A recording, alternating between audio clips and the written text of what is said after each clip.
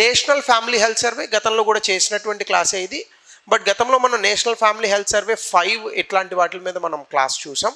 So ఈరోజు national family health survey 6 గురించి చూద్దాం. రీసెంట్గా దీనికి సంబంధించినటువంటి ఒక నివేదికని ప్రభుత్వం రిలీజ్ చేసింది. అసలు నేషనల్ ఫ్యామిలీ హెల్త్ సర్వే అంటే ఏంటి అన్నదాని దగ్గర నుంచి మనం ప్రారంభించవచ్చు.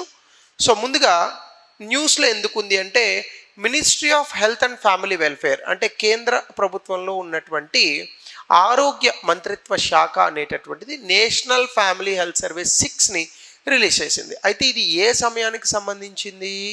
2023-24 సంవత్సరానికి సంబంధించింది. ఇది 715 జిల్లాల్లో దీన్ని కండక్ట్ చేశారు. ఈ ల్యాండ్మార్క్ సర్వే ఏం చెప్తుందంటే, ఇండియాస్ యాక్సలరేటెడ్ ప్రోగ్రెస్ అంటే సాధారణంగా ఏ ఆర్థిక వ్యవస్థ అయినా కూడా పెరుగుతున్నప్పుడు ఆ ఆర్థిక వ్యవస్థతో పాటు సమాజంలో ఉన్నటువంటి ప్రజల తాలూకా జీవనం అనేటటువంటిది కూడా మారాలి. అంటే స్టాండర్డ్స్ ఆఫ్ లైఫ్ అని అంటారు. అంటే ప్రజల తాలూకా జీవన స్థాయి ప్రమాణాలు. ఈ జీవన స్థాయి ప్రమాణాల్లో చాలా ముఖ్యమైనటువంటిది చదువు అనుకుంటే, 2 వైద్య సదుపాయాలు. ఈ వైద్య సదుపాయాలకి కొన్ని కొలమానాలు ఉన్నాయి. అవేంటి?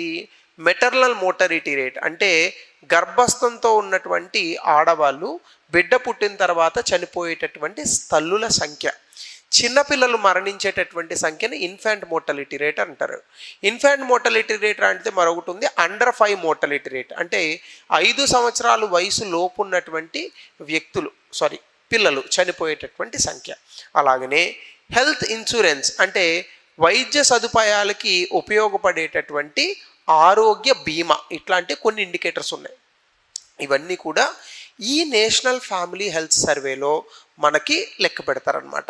సో కాబట్టి మెటర్నల్ చైల్డ్ హెల్త్ ఎట్లుంది, చైల్డ్ న్యూట్రిషన్ అంటే పిల్లల తాలూకా ఈ యొక్క న్యూట్రిషన్ పౌష్టికాహారం ఎట్లా ఉంది, హెల్త్ ఇన్సూరెన్స్ పెనిట్రేషన్ ఎట్లా వెళ్ళింది, ఇవన్నీ చెక్ చేస్తారు.